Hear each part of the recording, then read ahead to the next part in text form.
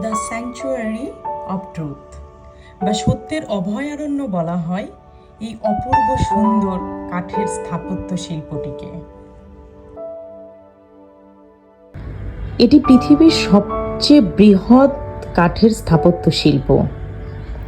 আমি রিকমেন্ড করি পাতায়া আসলে স্যাংচুয়ারি অব ট্রুথ অবশ্যই ভিজিট করা উচিত। আজ আপনাদের সাথে শেয়ার করব এই অ্যামেজিং উডেন প্যালেসের আদ্যপান্ত। কিভাবে যাবেন, খরচ কেমন হবে, এইরকম অনেক ইম্পর্ট্যান্ট ইনফরমেশন।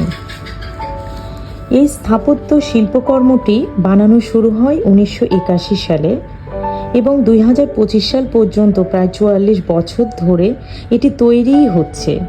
এটা সম্পূর্ণ মানুষের হাতে তৈরি কারুকার্য এবং এই প্রাসাদটিতে আশ্চর্যের বিষয় হচ্ছে এখানে কাঠগুলোকে ধরে রাখার জন্য কোনো মেটালিক ক্লাম বা নেল কিছুই ইউজ করা হয়নি।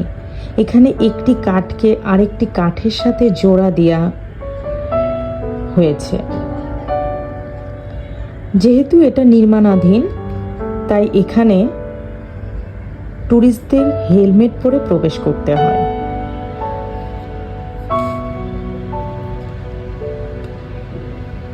আমরাও এখানে হেলমেট পরেই প্রবেশ করেছিলাম, তবে আমার মাঝে মাঝে একটু অস্বস্তি হচ্ছিল, তাই আমি হেলমেট খুলে রাখছিলাম। বাট এখানে যারা গাইড আছেন তারা বারবার আমাদেরকে বলছিল হেলমেট পরে এখানে হাঁটার জন্য, যাতে উপর থেকে কোনো কাঠ আমাদের মাথার উপর আঘাত না করে। থাইল্যান্ডে আসলে যারা পাতায়াতে আসবেন তারা পাতায়া থেকে যে কোনো জায়গায় অবস্থান করে গ্র্যাব নিয়ে খুব সহজেই চলে যেতে পারেন এই অনন্য নিদর্শনটি উপভোগ করতে। ভাড়া লাগবে 150 থেকে 200 বাতের মতো। এখানে যাওয়ার পরেই আপনি ইনস্ট্যান্ট টিকিট পেয়ে যাবেন 500 বাতে। এটা শুনে অনেক বেশি মনে হতে পারে আপনার, but I bet every penny of it will be worthy. কারণ আপনি এন্ট্রি টিকেটের সাথে পেয়ে যাবেন একজন ফ্রি গাইড, যে আপনাকে এই চোখ ধাঁধানো কাঠের কারুকার্যের পেছনে লুকিয়ে থাকা প্রতিটি জীবনের গল্প বর্ণনা করবে।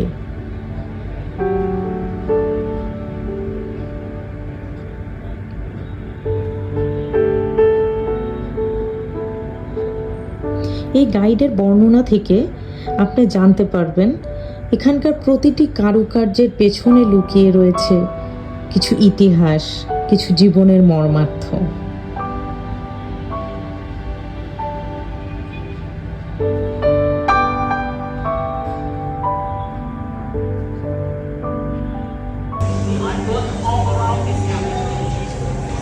First one, please look up. You can see the sculpture of woman and man over there. They are symbol of the parent, which is origin of mankind. Next, the five angel sculpture. Also, the art god and seaweed. গাইডের বর্ণনায় আপনি পাবেন The sky. আমাদের past, আমাদের present, আমাদের future.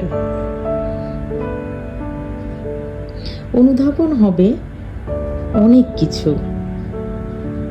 জীবনের অর্থ কি, আমরা কে, কোথা থেকে এসেছি, জীবন কিভাবে চলছে, কিভাবে চলবে, what is the purpose of our life. আমি প্রতিটি কারুকার্য স্পর্শ করে দেখছিলাম। এই প্রাসাদটির পেছনেই আছে নীল সমুদ্র। আমি খুব অবাক হচ্ছিলাম কত পরিশ্রম, কত নিরলস চেষ্টায় আর অনন্য শৈল্পিকতায় এই স্থাপত্য কর্মটি তৈরি করা হয়েছে।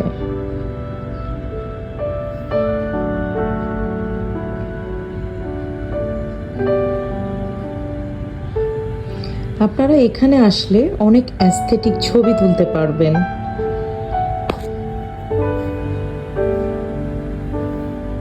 যেটা আপনাদের জীবনে চিরস্মরণীয় হয়ে থাকবে।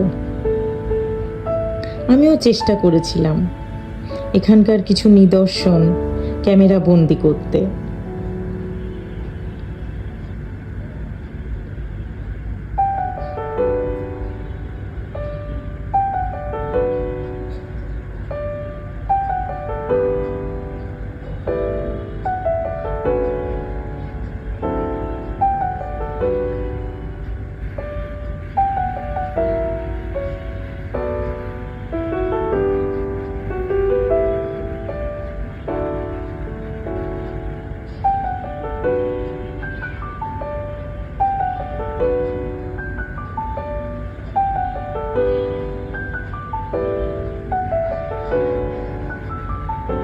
এভাবেই আমাদের স্যাংচুয়ারি অফ ট্রুথ ভিজিট শেষ হলো। অবিস্মরণীয় কিছু স্মৃতি নিয়ে ফিরে চললাম অন্য কোনো নতুন প্লেস ভিজিটের উদ্দেশ্যে।